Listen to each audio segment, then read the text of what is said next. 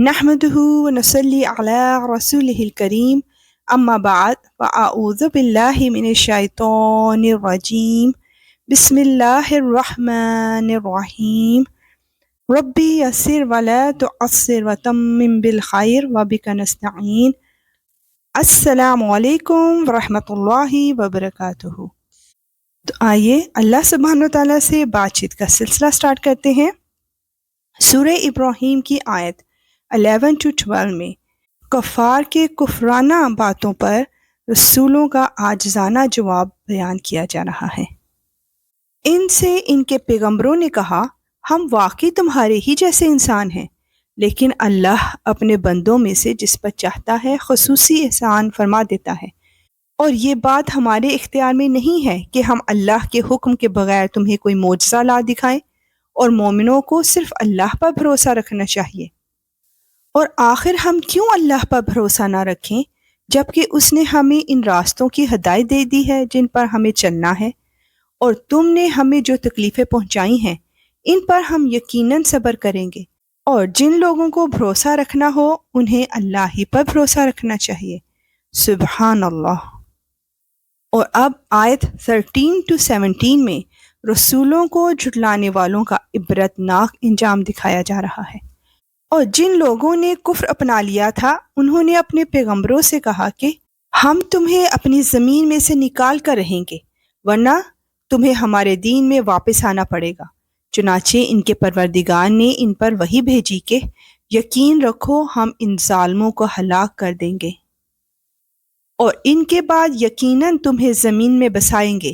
یہ ہے ہر اس شخص کا صلہ جو میرے سامنے کھڑا ہونے کا خوف رکھتا اور میری وعید سے ڈرتا ہو۔ اور ان کافروں نے خود فیصلہ مانگا، اور نتیجہ یہ ہوا کہ ہر ڈینگے مارنے والا ہٹ دھرم نامراد ہو کر رہا۔ اس کے آگے جہنم ہے، اور وہاں اسے پیپ کا پانی پلایا جائے گا۔ اللہم اجرنی من النار۔ وہ اسے گھونٹ گھونٹ کر کے پیے گا، اور اسے ایسا محسوس ہوگا کہ وہ اسے حلق سے اتار نہیں سکے گا۔ موت اس پر ہر طرف سے آ رہی ہوگی مگر وہ مرے گا نہیں، اور اس کے آگے ہمیشہ ایک اور سخت عذاب موجود ہوگا۔ یا اللہ، جہنم کے عذاب سے ہم تیری پناہ میں آتے ہیں۔ آیت 18 میں کفر کی روش اختیار کرنے والوں کے اعمال کی حالت بیان کی جا رہی ہے۔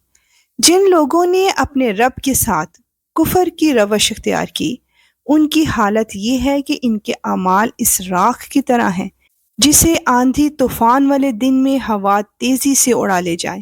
انہوں نے جو کچھ کمائی کی ہوگی اس میں سے کچھ ان کے ہاتھ نہیں آئے گا۔ یہی تو پرلے درجے کی گمراہی ہے۔ اللہ اکبر۔ آیت 19 to 20 میں نصیحت کی جا رہی ہے۔ آئیے دیکھتے ہیں کہ وہ کیا ہے۔ کیا تمہیں یہ بات نظر نہیں آتی کہ اللہ نے آسمانوں اور زمین کو برحق مقصد سے پیدا کیا ہے؟ اگر وہ چاہے تو تم سب کو فنا کر دے اور ایک نئی مخلوق وجود میں لے آئے، اور یہ بات اللہ کے لیے کچھ بھی مشکل نہیں۔ بے شک اللہ کی پکڑ سے ہر وقت ڈرتے رہنا چاہیے۔ آیت 21 میں ہم دیکھیں گے کہ غلط قائدین کی پیروی انسان کو کس طرح برباد کر دیتی ہے، اور یہ سب لوگ اللہ کے آگے پیش ہوں گے۔ پھر جو لوگ دنیا میں کمزور تھے وہ بڑائی بھگاڑنے والوں سے کہیں گے کہ ہم تو تمہارے پیچھے چلنے والے لوگ تھے، تو کیا اب تم ہمیں اللہ کے عذاب سے کچھ بچا لو گے؟ وہ کہیں گے اگر اللہ نے ہمیں ہدایت دی ہوتی تو ہم بھی تمہیں ہدایت دے دیتے، چاہے ہم چیخیں چلائیں یا صبر کریں، دونوں صورتیں ہمارے لیے برابر ہیں، ہمارے لیے چھٹکارے کا کوئی راستہ نہیں۔ استغفر اللہ۔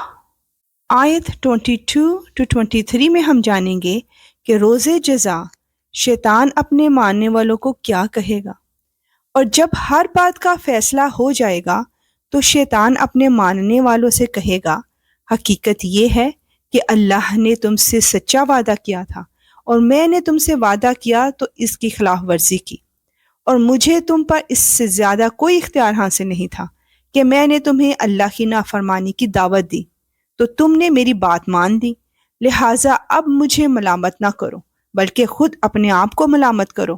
نہ تمہاری فریاد پر میں تمہاری مدد کر سکتا ہوں اور نہ میری فریاد پر تم میری مدد کر سکتے ہو۔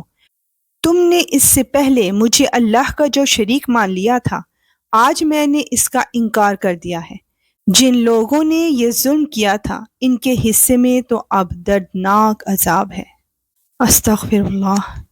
اور جو لوگ ایمان لائے تھے اور انہوں نے نیک عمل کیے تھے، انہیں ایسے باغات میں داخل کیا جائے گا جن کے نیچے نہریں بہتی ہوں گی۔ اپنے پروردگار کے حکم سے وہ ان باغوں میں ہمیشہ رہیں گے۔ وہ آپس میں ایک دوسرے کا استقبال سلام سے کریں گے۔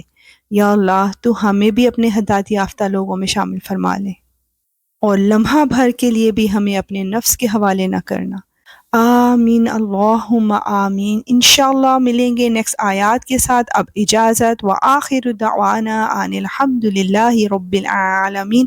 سبحانک اللہم وبحمدک، اشہد ان لا الہ الا انت، استغفرک واتوب الیک۔